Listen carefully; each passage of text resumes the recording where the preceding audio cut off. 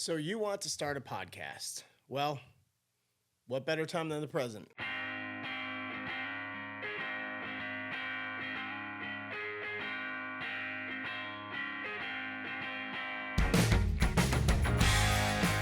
You want to do a podcast, so you start looking on YouTube for ways to do a podcast, and you keep stumbling upon these people that have millions or hundreds of thousands of listeners, and you start looking at the stuff they have, and it might be discouraging. I'm here to kind of just give you the basics on what you need to get started, just so you can make what you want to do a reality. Take it as advice from somebody who's just started, because I literally just walked in your shoes recently. Me and Cookie are actually researching this all the time, because we're trying to make the best of what we have. So let us help you right now. By the way, Cookie's not in this video because he's working right now, and he also lives in Missouri, and I'm in DC. So this is kind of a spur of the moment thing. But I'm sure he will comment of any other things you would need, and also here is his Instagram and TikTok, so you can go bother him there if you have any other questions. My name is John McCreary, and I am the co-host of a brand new podcast that we're hosting right here on my YouTube channel called The All Angles Podcast. The All Angles Podcast, we like to talk a little bit about everything. We want to talk to important people and things that they're going through in the world. We want to learn from people. We also have a day dedicated to sports, and we might even throw a reaction day in there. On top of this podcast journey, one of my favorite things is actually helping out other people.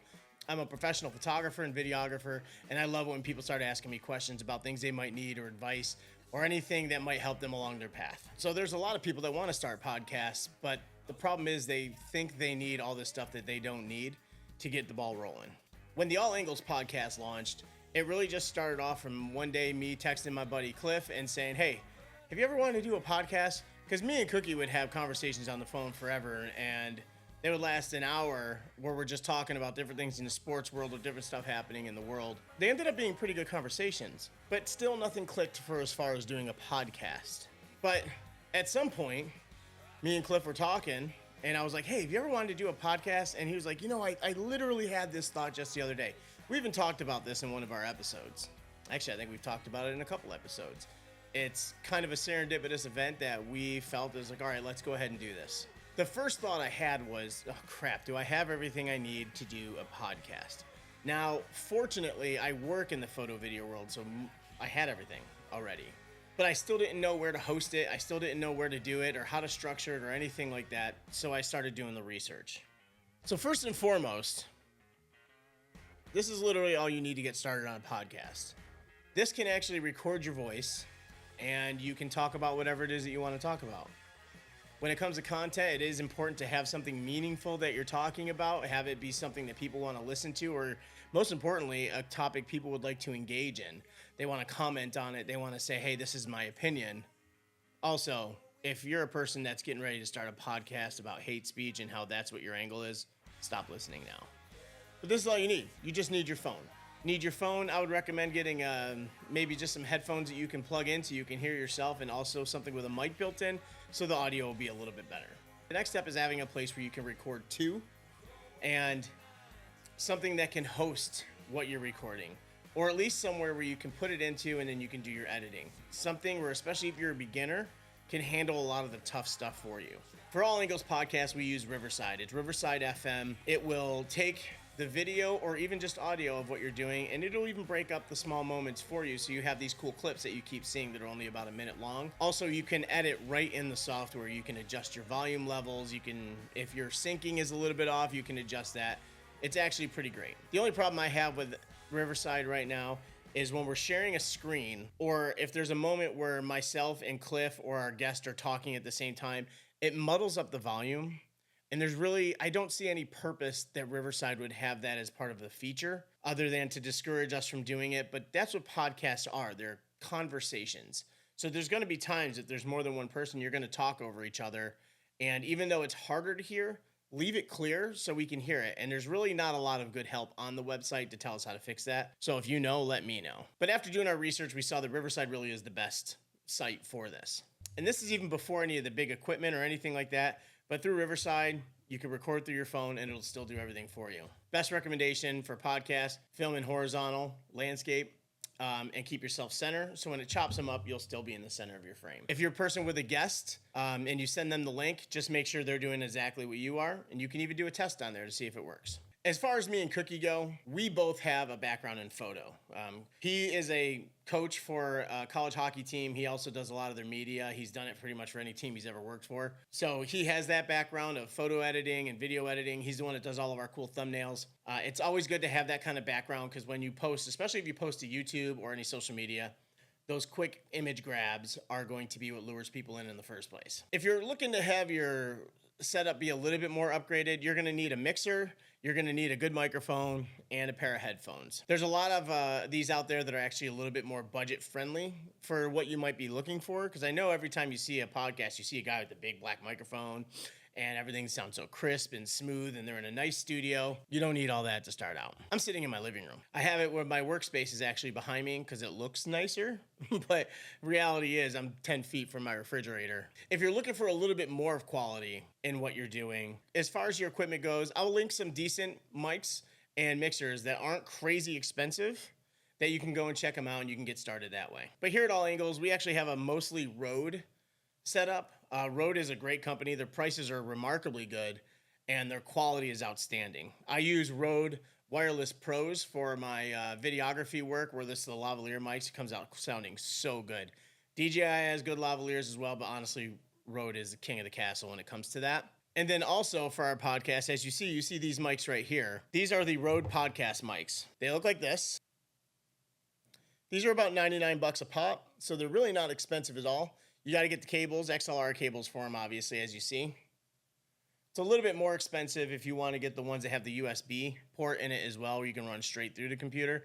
But the quality on these things, as you can hear, is really outstanding. And as far as mixers, I have the Rodecaster Duo, and Cookie has the Rodecaster Pro, which basically just has 2 more channels. But you have a lot of really great features in here. This thing mixes everything nice. You can even calibrate your mic that you're using so you're getting the best sound out of everything. For video, like I said, you can use your phone. These iPhones and these new Samsung phones, they shoot 4K now. Hook them right up to your computer. If you're looking for something a little bit better and a little bit more detailed, get yourself an actual camera. The camera I use mostly on our podcast is the Canon R6. That's actually also what I'm filming on right there. But the R6 shoots in 4K. It outputs in 4K as well. And then you want a decently wide angle lens. This is a 16-35, which is a pretty common choice for that. Or what I'm shooting on right now is the Canon 24-70. On top of that, just make sure your lighting is good. You don't want to be sitting in the dark the whole time. You don't want to also have your lighting blown out. If you don't have any kind of studio lights, you don't need them. Just have decent light. The best lighting is if you record in the daytime, sit by your window, get that natural light in there. It's nice and soft, especially if maybe you got some curtains you can put down or something like that. The lights I'm using are actually GVM studio lights. They're studio lights with soft boxes on them, and I can actually adjust the brightness of them with an app on my phone. They're actually pretty inexpensive, and I'll have a link for them down below as well. Last but not least, I use these headphones. These are made by One Audio. The cable is plug-in afterwards on it. And again, very inexpensive, but the sound quality in these is phenomenal.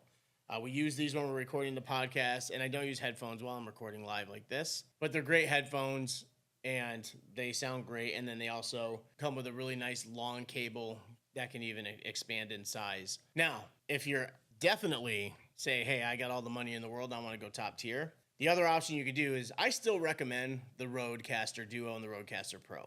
Again, they sound amazing, and you can definitely calibrate other mics to it. But if you want it just for the looks, there's always this microphone right here. This is the Shure SM7B. You see it in all the big podcasts. This microphone is about a $500 microphone. And honestly, I think it sounds just as good as my $99 microphone. This is an advantage if you're also a musician and you're recording stuff like that. Like, this is a more dynamic mic for that. For podcasts and just talking, you don't need anything more than this. But these Shure microphones are pretty great. Like I said, they're about a $500 microphone, though. You could buy 4 of these with cables for the same price. Well, I didn't say 5 because I'm including tax. Welcome to America. But still, this is my choice, even though I have the other microphone. I just like these guys. They're a lot easier to take with you. The next thing is start simple. Take the equipment that you got, plug it in, and hit record. Our first episode, we basically wanted to introduce what we wanted the podcast to be about, and we just talked about that and a little bit about our backgrounds. Before every episode, myself and Cookie will talk about what we want to talk about on that episode. We don't really ever just wing it, even though we go off on numerous tangents. That's something we're still working on, but we don't really just wing it. We always have something we want to talk about, and it's usually something pretty relevant. So I subscribed to Riverside FM, and I figured out how to record on there. We never do our podcast live. We always record so we can go and edit it as needed. We basically started the podcast, clicked record, and the only things we're editing out is if there's dead space in the middle of something we're talking about. Maybe someone has a bathroom break or a phone call comes in or some kind of interruption. The rest of the podcast you're seeing is really true to what we're actually talking about as soon as we hit record. The other great advice given by the great Kevin Kline to Cliff Cook just the other day was, don't say anything without hitting record. A lot of times, some of the banter that you guys are doing back and forth or some of the stuff you're just randomly talking about, that's gold. A lot of our funnier clips actually came from something we didn't even mean to be a part of the show. Also, it's time to have fun. Have fun talking about whatever it is that you're talking about. You're passionate about it, somebody else is. When you start putting stuff online, whether it's on YouTube or Twitch or Spotify or Apple Music, there's going to be a time where it looks like you're just flatlining. You're going to get frustrated because you're not getting a ton of views or listens. It's the dead zone that's very common for pretty much anybody's new YouTube channel. The only people that have come out of the gates and have be successful from day one are people who are already popular or celebrities. So don't worry about that. Don't worry about the numbers. Just get in there and just start making content and putting it out. Like I said, our videos are still not killing it, but we're having fun doing it and it's reaching people. Because at the end of the day, if there's one person that's like, hey, I needed to hear this today, that's what it's all about. We've said that in numerous podcasts. But the numbers are steadily growing, the subscribers are steadily growing, and we're using this as an opportunity to just talk to people who might be thinking the same thing we are. So content is important, and it does help if your quality is a little bit better in everything that you're doing because people will take it more seriously. We're living in a day and age where people will relate your value to what you have around you. You could have 1 million followers, but you could be dumb as hell. So you just got to keep pushing. It's tough, it's a lot to do, but it's worth it in the end, especially when you start getting people reaching out saying, hey, that was awesome what you said there, or that was a great episode, or this looks really good. Work at it, build, let it grow, and let it grow organically. Do it the right way. Have conviction in what you're saying and have fun. So in conclusion, you want to start a podcast. You think you need $1 million worth of gear in your own studio. You don't. Start with anything that you have and just make it so you can get your voice heard to people. If you have a phone and you have internet access, you can start your podcast. When you do, let me know. I'll throw you a sub and I'll go listen to your stuff.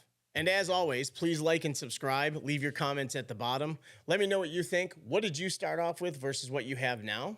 Share some ideas. Maybe you guys can help me out too. Hey, we're all looking to learn. We're all looking to grow. Let me know what you got. I'm looking forward to hearing everything that you have.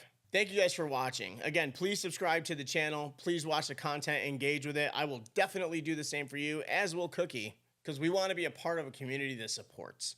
Let's give each other some value. Let's give each other some information. Let's teach each other what we're doing, and let's have fun with it. By the way, nothing in this video that I mentioned that I have is a sponsored product placement. These are just things that I've purchased and that I've used, what I like and what I don't like about everything. Nothing was bought from me. Nobody told me to say anything about anything. If there's companies that are willing to buy me things, I will be happy to talk about them.